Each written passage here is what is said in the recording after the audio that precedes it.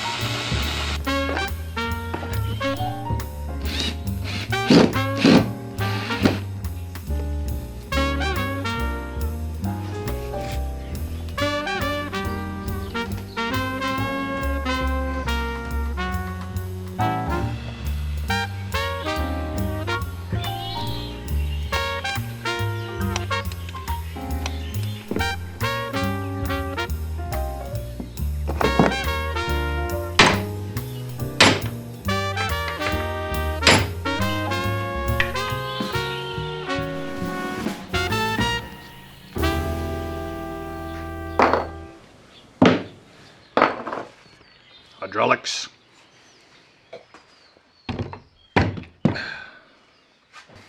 Look at us go, we're stripping back the transfer box. In the last episode we removed the input gears, the intermediate gear, and now we've got to focus on the output gears. But to do that we have to remove the speedometer housing at the back, but we're going to start with the front output housing.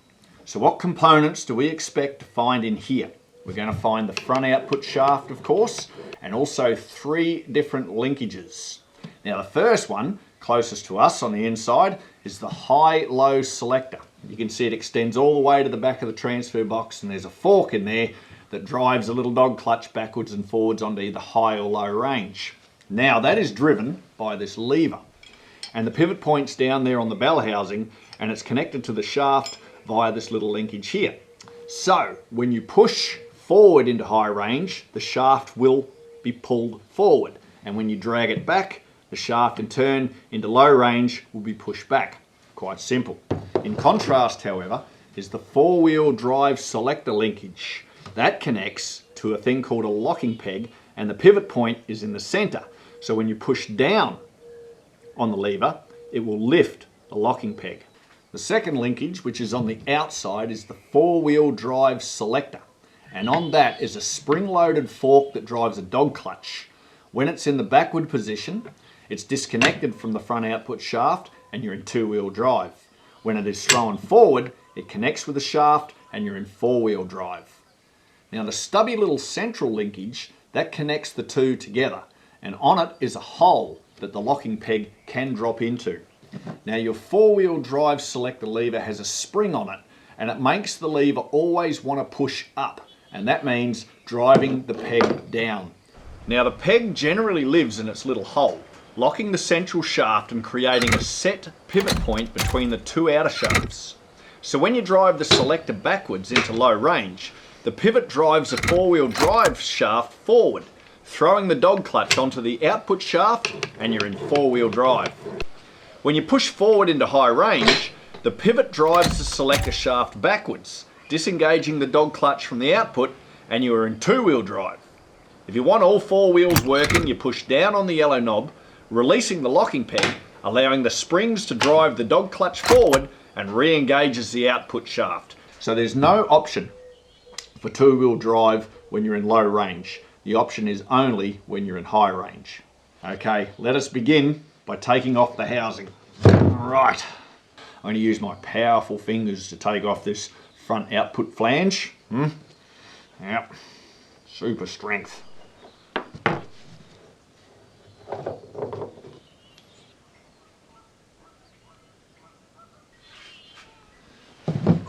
Might not be needing that after all.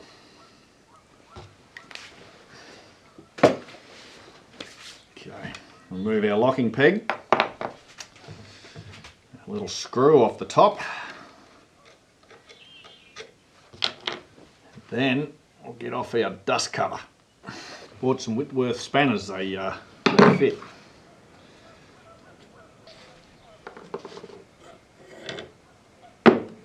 Now I think we're about ready to remove the housing. We've got like 7 nuts on studs to remove, but because we've got these spring-loaded shafts in there, I find it better to have the high-low selector in low range, push far back, because it kind of makes it less springy and liable to all explode across the place as we remove it. Not to say that it's not going to do that, just less so. I haven't saved up enough money for my Whitworth socket set yet, so we'll just be dealing with this 14mm socket.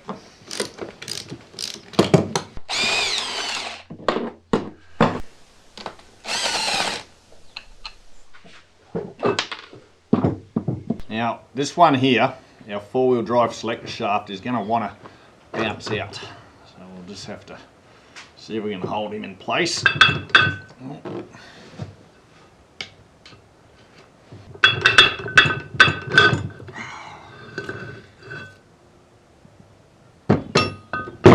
There we go. So I'll take off our four-wheel drive selector shaft first, maybe.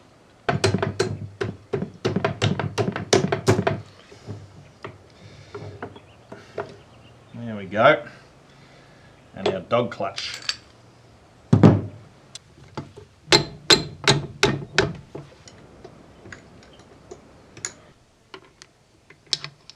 Nut.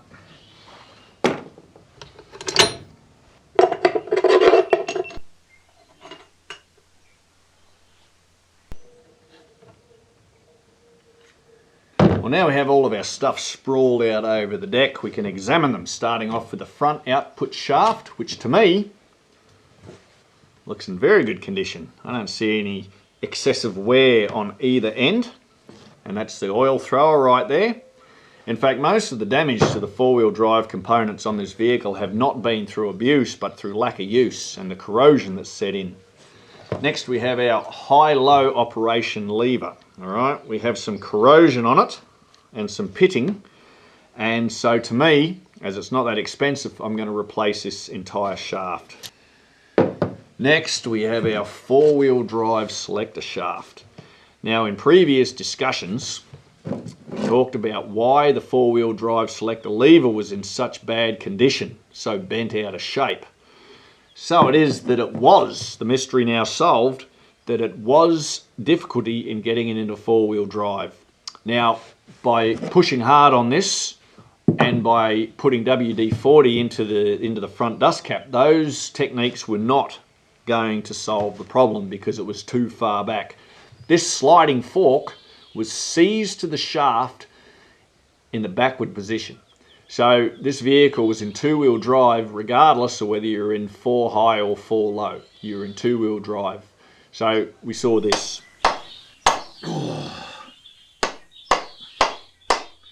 So this fork is just supposed to slide freely on the shaft, but the corrosion was so bad it was locked in place. So that would be causing us some severe troubles right there.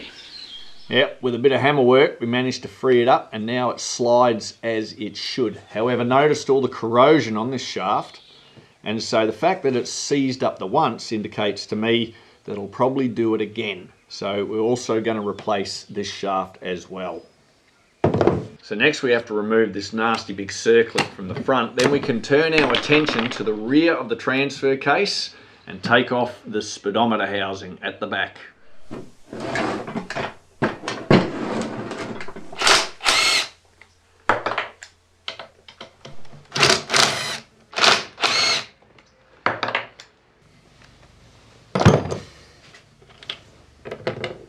Alright, we've got to be quite careful getting this thing off because between it and the main housing are shims and we don't want to damage them. So we'll go easy and remember that it is held on with 60 years of dedication. And there we go. Might have been into that before as well. See our speedometer housing. And this is what we're trying to protect and to preserve. Shims. Okay, we'll get into them a little later on, but don't lose them. And there we have our speedometer worm and, oh dear. Actually, come in and have a look at this. See if you're seeing what I'm seeing. Well, I don't know if I'm going nuts, but it looks to me like this shaft has been twisted. All right, I don't think it's meant to look like that. So I have two theories. One of them is the power of the V8, and the second theory is the power of the V8, except a little extra. We've just talked about how it was caught up in two-wheel drive. So my theory is that the driver possibly got into a tricky situation where he needed four-wheel drive, didn't have it, put the extra power on, and damaged this shaft. That one is going to be replaced. Okay, let's try and pull off that speedometer worm. I'm not really sure how that's going to happen yet, but yeah, there's a lot of things about this project I haven't been sure of, and we're making progress. Well, now we have our speedometer worm on the back there, and I did try with these gear pullers, see if it would slide off, but it kind of just pulled the whole shaft out. Now that we've got the circlip out from the front, what we're going to try and do is we're going to drive the shaft down, forward, and see if we can push out that bearing race. And to assist in this, I have a 1-inch piece of steel pipe that's just big enough to fit on that without damaging it. Not that it's not buggered already. And we're going to employ the assistance of a heavy hammer.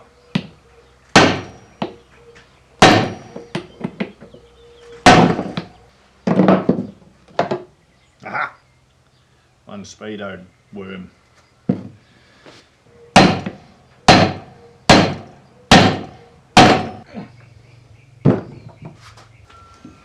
Right, so from the point that we removed the speedometer worm, we'll pretend that everything that followed that didn't happen. We're going to drive from the front to the back and see if that helps us out.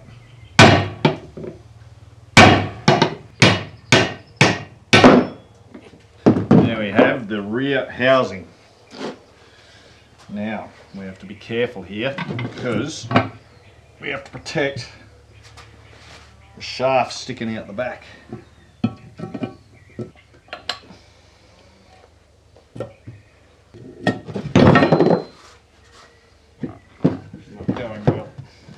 Next stage of our project is to drive out the front bearing race, and we have to construct a thing called a packing piece, which ideally would be about the same size as the outer bearing race that's in there. But everything I have in the workshop is either bigger or smaller. The one out the back is a different size, so it's not going to work. We're going to have to get inventive.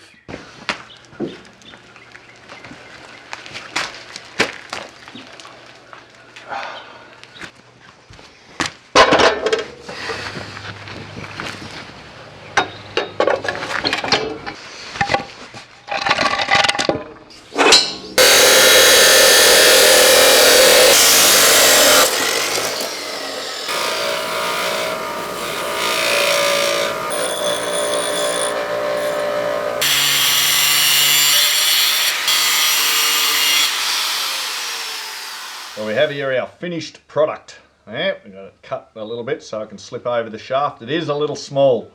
What fits perfectly, or near perfectly, is our hub wrench, but I don't want to cut that up. So let's insert this and just see how we go.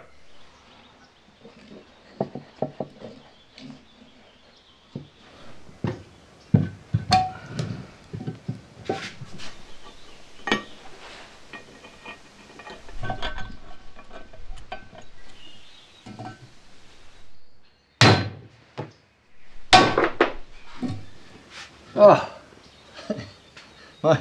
my piece split in half.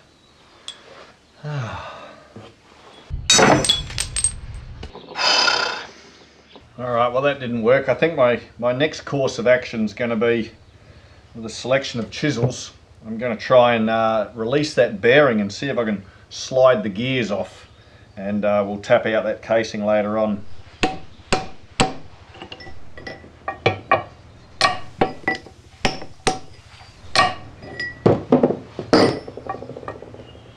There's a circlip there. Alright, let's see if we can get that off.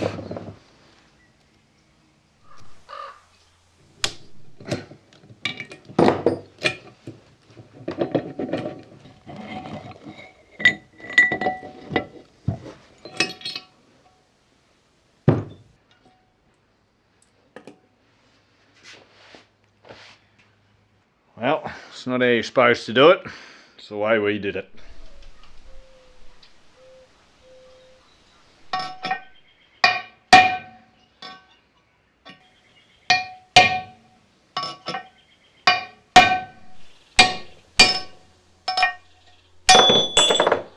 Well, we managed to have crap everywhere all over our workbench, but we have extracted our high-low output gears, and we have a thrust washer. Okay. Then we have what must be our high gear, and you know what? It looks pretty good. Yep, I'm going to give that a pass. And then we have our low range gear. Likewise, I don't see any excess wear and the teeth all look good. So we'll go ahead with that one. And then of course our speedometer worm.